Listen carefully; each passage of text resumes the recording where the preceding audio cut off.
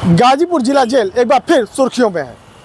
हम आपको बता दें कि अभी कुछ दिनों पूर्व श्री बक्सू बाबा एकेडमी के कुछ छात्रों द्वारा एक मामले में जो है एसपी नीरज राजा को एक ज्ञापन सौंपा गया था, जिसमें छात्रों ने यह आरोप लगाया था कि जिला जेल में बंद विनोद गुप्ता जो श्री बक्सू बाबा एकेडमी के संचालक हैं, उन्होंने उन छात्रों को जिला जेल में बंद होने के बावजूद फ़ोन कॉल के द्वारा धमकी दी थी।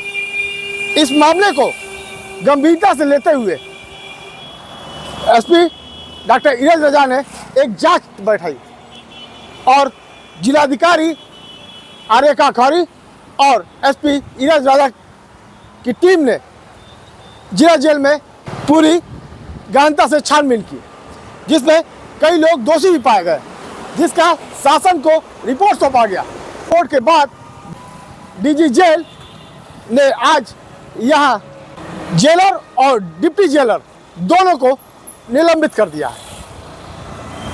यह पूरा मामला श्री बक्सू बाबा एकेडमी से जुड़ा हुआ है, जिसमें लगभग 129 छात्रों से एक मोटी रकम वसूली गई थी और उस रकम को वसूल करके उन्हें बिहार सचिवालय में फर्जी ढंग से नियुक्ति पत्र दे करके और आईडी कार्ड दे करके उनकी ज्वाइनिंग कराई गई थी। जब वह छात्र वहाँ अपनी ज्वाइनिंग करने के लिए गए तो पता चला कि यह सारा खेल ही फर्जी है।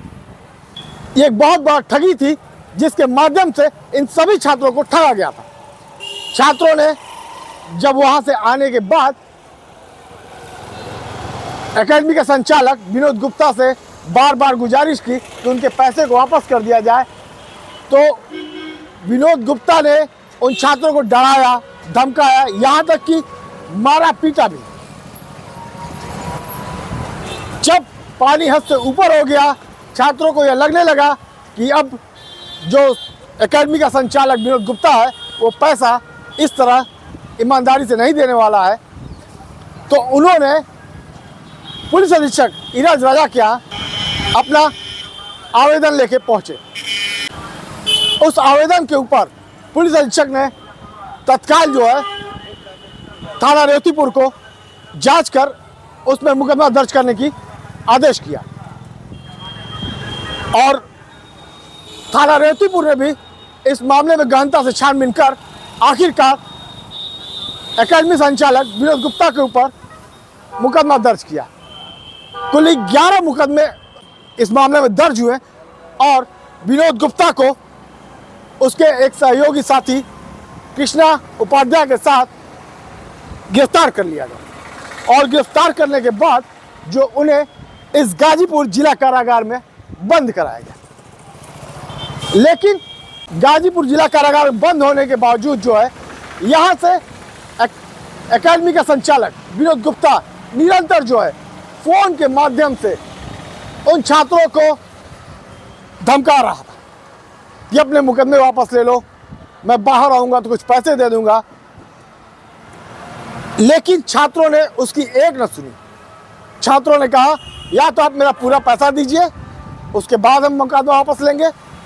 इस मामले में फिर विनोद गुप्ता के अन्य सहयोगी भी जो है छात्रों को धमका रहे थे, डरा रहे थे। बाद में थक हार के वह छात्र पुनः पुलिस अधीक्षक कार्यालय पर उपस्थित हुए और एक नया प्रार्थना पत्र दिया, जिसमें उन्होंने एकेडमी संचालक विनोद गुप्ता के खिलाफ जेल से ही फोन के माध्यम से डराने धमकाने का आरोप लगाया।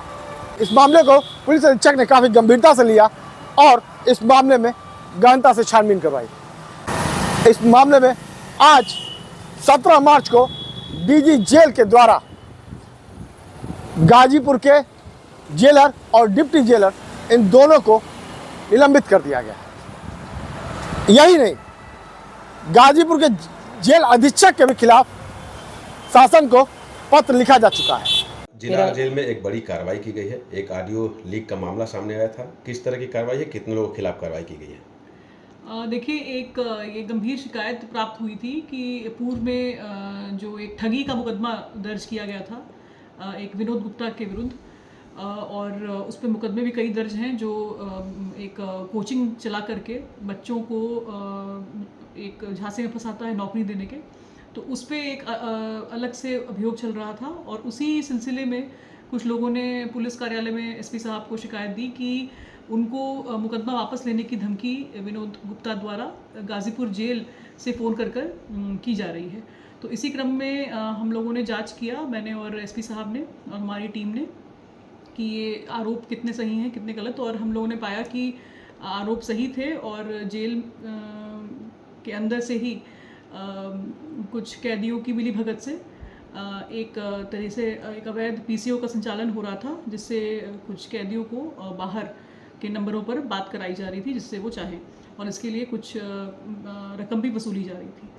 और जो जेल का स्टाफ इसमें इन्वॉल्व था वो जेल के अधिकारियों के रीडर का काम भी करता था, तो उसकी प्रथम दृष्टया संलिप्तता प्राप्त हुई है और हम लोगों ने जांच करके रिपोर्ट शासन को भेजी और उस पर जेलर और डिप्टी जेलर को निलंबित किया गया है।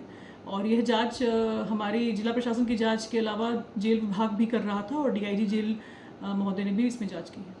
इसमें है क्या इसमें? चूँकि जो कैदी वहाँ पर जो स्टाफ का काम कैदी ही करते हैं और जिसने ये सिम को लिया था और चला रहा था वो कैदी